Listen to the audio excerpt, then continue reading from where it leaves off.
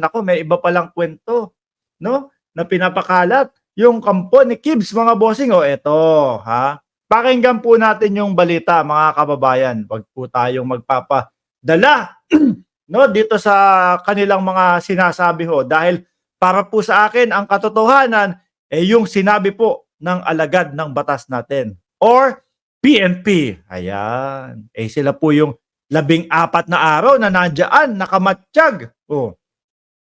Tapos yung pang 14 na araw, kung di ako nagkakamali, suko na si Kibuloy. Wala nang mapuntahan ho eh. Yun ang pinakamas kapanipaniwala po, mga bossing. Kesa po yung sinasabi na sa bundok nagtago tapos nasa loob. Ano yun? Pumasok sa loob. Ano yun? Ano? Eto po, panoorin po natin, mga bossing. Bundok umano nagtago si Pastor Apollo Kibuloy bago mapunta sa mga otoridad. Sa bundok umano nagtago si Pastor Apollo Kibuloy bago mapunta sa mga otoridad. Ang kustodiya ayon po yan sa kanyang kampo. Malaki umano ang naging papel ng gobernador ng Davao del Norte para matapos ang paghahanap sa kanya. Malaki daw ang papel ng gobernador. Totoo ko kaya yun? Or baka nagpapabango din? Ano? Baka magre-re-elect po, mga kababayan. Baka kaya nakikisali, ano, mga bossing? Malaki daw po ang papel ng gobernador, mga bossing. Kaya sumuko si Kibuloy. Baka pabango lang yan, ha? Po sa Davao City, nakatutok live si Argel Relator ng GMA Regional TV. Argel. Emil, inisa-isa ni KOJC Legal Counsel Attorney Israelito Torion ang mga personalidad na umano'y naging instrumento sa mapayapang pagsuko ni Pastor Apollo C. Kibuloy. Sa Baliktad do, mga kababayan, ha? Kung sila po, mga bossing, yung PNP, iniisa-isa na din po yung mga pangalan ng mga kakasuhan nila, hinahanda na po yung mga kakasuhan nila. At eto naman, sa kampo ng Kojik, mga bossing, iniisa-isa din yung mga pangalan ng mga tumulong, no? At nakipag-cooperate upang sumuko si Kibuloy. Ay, talagang iba ang kwento dyan, ano? Ayan, isa umano sa naging tulay si Davao del Norte Governor Edwin Hubahib. Panalo na to. Ewan ko lang kung paniniwalaan ho ng taong bayan yan. Kumpara noong mga araw nang magsimula ang operasyon ng pulisya, kalmado at tahimik na ang compound ng Kingdom of Jesus Christ matapos lisanin ng mga pulis at mahuli si Pastor Apollo Kibuloy. Kontrolado na ng religious group ang mga gate at nilinis na rin nila ang loob at labas ng compound. Sabi sa inyo si Kibuloy lang talaga ang sagot sa inyo eh. Kung maaga pa lang ginawa na ni Kibuloy ang pagsuko na yan, hindi yung hinintay pa yung ma-corner siya. Oh. 'Di ba? Maaga kayong tahimik diyan. Di ho ba, mga bossing, maaga kayong tahimik diyan. Nanindigan ang abogado ni Kibuloy na ngayon lang niya nalaman kung saan nagtago si Kibuloy. He told me na sa bundok ng Davao City. I was not able to verify from him. Masyadong mabilis ang mga pangyayari. Bago Lagot ka, Torne. Kasi kapag ka, mga bossing, alam ko pinapaulit-ulit, ilang beses ko nang ine-explain ito sa ating mga live, mga kababayan. Alam nyo po kung bakit talagang pinipilit nila nasa labas po galing o sa bundok nagtago si Kibuloy at hindi doon sa loob ng Kojik compound. Kasi po, para iiwas nila yung kanilang sarili, mga kababayan. Si Atty. Torion, yung nangunguna doon sa talagang humaharang, nakaganon, bawal, lahat po bawal, mga bossing, kay Atty. Torion. No? So sa madaling salita ho, mga kababayan, malinaw na malinaw si Atty. Torion talagang nandoon sa listahan ng PNP na makakasuhan po ng obstruction of justice. Yan po ay sa aking pananaw lang, mga bossing, ha? Hintayin ho natin yung balita po nila na ilabas yung mga pangalan. So ngayon, para maiiwas yung kanilang mga sarili, tingnan nyo, hinaharangan namin kayo dito kasi wala naman sa loob ng Kojik compound si Kibuloy. Nandun sa labas. Ligtas nga naman sila. Walang obstruction kasi wala doon. Di ba? Pero, sino po papaniwalaan natin, mga kababayan? Etong mga to, na madami na pong binabago, madami pong ibang kwento, mas maniniwala po ako doon sa ating mga kapulisan, mga bossing. At mas kapanipaniwala at tugma po yung sinasalaysay po ng ating mga kapulisan. Di ba? Tingnan nyo, 14 days na nandoon sila, mga bossing.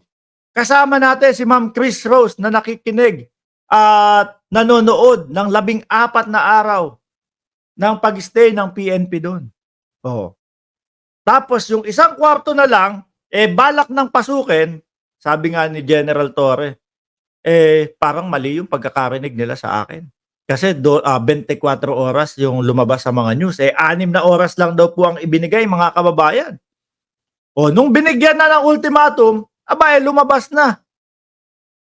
Ang tanong po, sa hinaba-haba ng panahon na nagtatago si Kibuloy at sa dami niyang sinabi, ang sabi niya hindi ako magpapahuli ng buhay. Lahat ho yun, mga kababayan. Di ba? Sabi niya yun. Oh. Bakit biglang lumantad? Bakit lalantad? Di ba? Nasa labas ka na eh. Hindi ka nga papahuli ng buhay, sabi mo eh. O ba't biglang lumantad? Di ba? Mga kababayan, meron pa yung ibang kwento. Ibang kwento, sabi nila, nandun sa labas, tapos pumasok. Ano yun? Kalokohan? Nasa labas ka na, papasok ka pa para magpahuli. Sinasabi nila, gusto nilang ipahiya si General Torre, mga kababayan. Sinasabi nila, gusto nilang ipahiya si General Torre. Di dapat, ang ginawa nila, nag-video-video sila doon sa labas o doon sa bundok. O eto po, nandito po si Governor kasama po na tumulong sa amin sa pagsuko ko habang binibidyo. Tapos sabay yung mga vlogger nila sasabihin, "Oh, Torre, nandito si Pastor sa bundok. O ano ginagawa mo diyan? Hukay-hukay ka diyan, wala diyan." Bakit wala pong ganun? Yun, pahiya to the max. Si General Torre, mga kababayan. Walang usapan doon. Oo nga, no? Baka pati tayo. Baka pati tayo. Sinasabi ho natin dito. Ang importante, nasa kamay na ng batas si Kibuloy. Maliman si Torre ng lokasyon, importante, nandoon sa kamay ng batas si Kibuloy. Ganun malamang ang sinasabi natin doon. Di ba? Mga bossing, dapat doon na mismo, ipinakita nila talagang para pahiya to the max ang magiting na general. O ngayon, mukhang magkakaroon. Hindi mukha to. Panigurado po, tataas ang ranggo ni general. At ito mga kababayan, para pong kumontak yung Team MR. Tulog ako. Sarap ng tulog ko Namalikmata ako. Parang sabi, in-email na po namin si General Torre para po makapanayam dito sa ating channel. Tingnan natin kung sasagot. Gusto niyo po ba yon, mga kababayan? Gusto niyo po ba yon? O sige, sana sumagot at sana paunlakan po tayo. Kung hindi man tayo mapaunlakan, mga bossing, maiintindihan natin yan. Panigurado busy yung mama. Okay, tuloy natin to. Yan ay August 30 pa, nagpatulong ang abogado ni Kibuloy kay Davao del Norte Governor Edwin Hubahib na kausapin ang Intelligence Service of the Armed Forces of the Philippines o Wow! Ganun ba? Sabi ni General Torres, sila yung kumontak ng extra dagdag na mga kasundaluhan. Meron palang ganyang istorya. Diyos ko po, baka manalo si gobernador sa susunod. SAFP. Bukod sa naging kliyente rin ang gobernador ng abogado ng pastor, kilala rin siyang may koneksyon sa army at marami ring NPA commander na sumuko sa kanya. Siguro nakitaan lang tayo ng Si Kibuloy, NPA din. biglang hero? Ano to? Biglang hero? Yung ating mga kapulisan ilang araw na, halos tumagal na 1 buwan nga Di ba? Yung unang pagpunta doon ng ating mga kapulisan, mga bossing kumbaga yun yung sinasabi ho natin na sinubukan lang nila. Di ba? Dalawang batalyon lang ho yun, mga bossing, ha?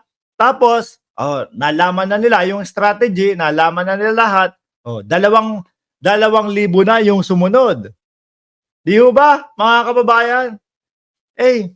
credit po yan sa ating mga kapulisan. Credit po yan sa ating mga kapulisan. Huwag tayong kung sino-sino yung biglang nagiging hero. Biglang ako kumontak sa sa AFP o et cetera. Biglang sa kanya yung credit. Eh di wow, boss. Tiwala sa atin na kung paano tayo mag-handle ng negotiation. Di bababa sa 7 beses nakipagnegosasyon ang abogado sa tahanan ng gobernador kaugnay ng pagsuko ng pastor. Gusto munang masiguro ng KOJC Board of Directors na ligtas ang pastor kung sumuko. Sila mismo Ang sigurado kami, no, doon sa kwento ng PNP. Kub na si Kibuloy, kaya sumuko na. Kaya kayo, nung mga humaharang doon sa pugante para mahuli, may pananagutan kayo sa batas. Mayayari kayo sa batas. Lagot kayo sa batas. At kung meron kayong listahan na sinasabi ninyo na mga tumulong sa inyo, para sumuko si Kibuloy, meron ding listahan ang mga kapulisan para kayo ay kasuhan. Yung iba nga Yung ibang vlogger nga, pahinga na muna daw. Pahinga muna. Medyo stressful yung mga nakaraang araw. Oh. Yung iba naman nag-iba na din yata ng content. Tungkol na yata sa sasakyan yung mga content. Parang ayaw na sa politika. Diyos ko po, Lord. Yan ang sinasabi ko sa inyo. Lumagpas kayo sa limitasyon ninyo bilang isang vlogger. Bilang isang nagre-reaction. Biruin nyo, umabot kayo sa punto na nakikisama na kayo sa pagsunog ng gulong. Sabi ni Sir Rolando Pajardo, na corner na checkmate, mate. Oh. Sabi ni Ginger Cat, kakasuhan din si Mang Kanor ng harboring of criminal. Posible po, mga kababayan. Ayon sa kung paano po gagawin pag-aaral doon. Sabi ni Ma'am Gemma Garais, 207 like. Good morning, good evening, Boss Mark. Ayan, salamat po sa inyong mga like. Sabi ni Ma'am B. Soriano, 212 like. Aba, talagang gusto nyo paabutin ng 1,000 ha.